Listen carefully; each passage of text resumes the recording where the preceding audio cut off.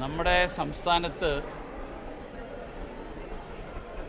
വിധവാ pension കൊടുക്കാൻ 400 രൂപ കൊടുക്കാനില്ല, സംസ്ഥാനം സാമ്പത്തിക പ്രതിസന്ധിയിലാണ് എന്ന് ചീഫ് സെക്രട്ടറി ഹൈക്കോടതിയിൽ സത്യവാങ്മൂലം കൊടുത്തിരിക്കുകയാണ്.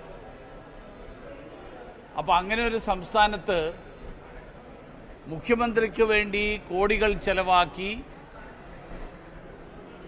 പുതിയ ആഡംബര ബസ്, അത് കഴിഞ്ഞിട്ട് ഇനി കിട്ടിയ വണ്ടി പോരാ, ഇനി കാരവൻ വേണം, ഹെലികോപ്റ്റർ വേണം, ഇനിയിപ്പോൾ ബാക്കിയുള്ള സ്ഥലങ്ങളിലേക്ക് പോകണമെങ്കിൽ ഇനി പുതിയ ആധുനിക സംവിധാനങ്ങൾ വേണം, സാറ്റലൈറ്റ് വേണം എന്നൊക്കെ പറയുന്ന പോലീസ് ഉദ്യോഗസ്ഥന്മാർ കേരളത്തിലെ സാധാരണക്കാരായിട്ടുള്ള ജനങ്ങളെ കൊഞ്ഞനം കുത്തുകയാണ്. അങ്ങനെയുള്ള ആളുകളെ വെച്ചിട്ടാണ് സംസ്ഥാന സർക്കാർ ക്രമസമാധാന പാലനം നടത്തുന്നതെങ്കിൽ ഈ നാട്ടിലെ സാധാരണക്കാരെ അടിച്ചൊതുക്കാനും വേണ്ടപ്പെട്ടവർക്ക് മാത്രം സംരക്ഷണം കൊടുക്കുന്നതുമായിട്ടുള്ള ഒരു സംവിധാനമായിട്ട് കേരളത്തിലെ പോലീസ് സേന മാറും. അങ്ങനെയുള്ളൊരു പോലീസ് സേന കേരളത്തിന് അപമാനമായിരിക്കും. അയോധ്യ വിഷയത്തിൽ കോൺഗ്രസ് എന്ത് നിലപാടെടുക്കുമെന്നാണ് പ്രതീക്ഷിക്കുന്നത്? അതിപ്പോൾ എനിക്ക് പറയാൻ പറ്റില്ല. കാരണം കോൺഗ്രസ് എന്ത് നിലപാടെടുക്കും എന്ന് എന്നോട് ചോദിച്ചു കഴിഞ്ഞാൽ ഞാൻ എങ്ങനെ മറുപടി പറയും? കാരണം കോൺഗ്രസ്സിന് അയോധ്യയിലെ രാമക്ഷേത്രത്തിൻ്റെ പ്രതിഷ്ഠാ ചടങ്ങ്, പ്രാണപ്രതിഷ്ഠാ ചടങ്ങിൽ പങ്കെടുക്കാൻ ആശയക്കുഴപ്പമുണ്ടെങ്കിൽ അത് ഭൂരിപക്ഷ സമുദായത്തോടുള്ള അവഹേളനമാണ്. ഇഫ്താർ വിരുന്ന് നടക്കുമ്പോൾ പങ്കെടുക്കണോ വേണ്ടിയോ എന്നുള്ള കാര്യത്തിൽ കോൺഗ്രസിന് ആശയക്കുഴപ്പമില്ല.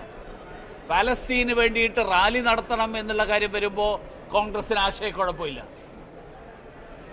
രാമക്ഷേത്ര നിർമ്മാണത്തിൻ്റെ ഘട്ടം വരുമ്പോൾ കോൺഗ്രസിന് ആശയക്കുഴപ്പമാണ്.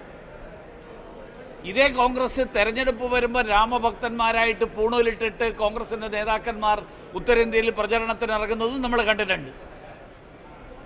ഈ ഇരട്ടത്താപ്പ് അത് ഭൂരിപക്ഷ സമുദായത്തിനോടുള്ള വലിയ അവഹേളനമാണ്. കോൺഗ്രസിലെ സാധാരണക്കാരായിട്ടുള്ള, കോൺഗ്രസിലെ രാമഭക്തരായിട്ടുള്ള, ഹിന്ദുക്കളായിട്ടുള്ള ആളുകൾ അവർ ചിന്തിക്കണം, ഇങ്ങനെയൊരു കോൺഗ്രസിലാണോ അവർ തുടരാൻ ആഗ്രഹിക്കുന്നത് എന്ന്. അല്ല, അതുകൊണ്ടാണ് ഞാൻ പറഞ്ഞത്, അങ്ങനെ പങ്കെടുക്കുന്നതിൽ ഭയപ്പെടുന്നതിൻ്റെ കാരണം മുസ്ലിം ലീഗാണ്.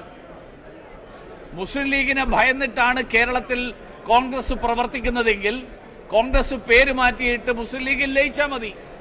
കോൺഗ്രസ്, ഇന്ത്യൻ നാഷണൽ കോൺഗ്രസ് എന്നുള്ള ഒരു പേരിൻ്റെ ആവശ്യമില്ല.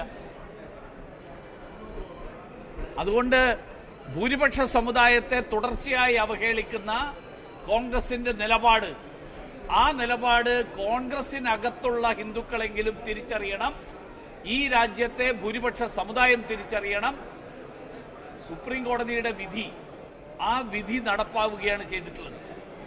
സുപ്രീം കോടതിയുടെ വിധിയെ പോലും കോൺഗ്രസിന് അംഗീകരിക്കാനാവുന്നില്ല. മുസ്ലിം ലീഗിനെ ഭയന്നുകൊണ്ട് എന്നുള്ള പരിതാപകരമായിട്ടുള്ള അവസ്ഥ, ആ അവസ്ഥയിലാണ് കോൺഗ്രസ് നിൽക്കുന്നത്.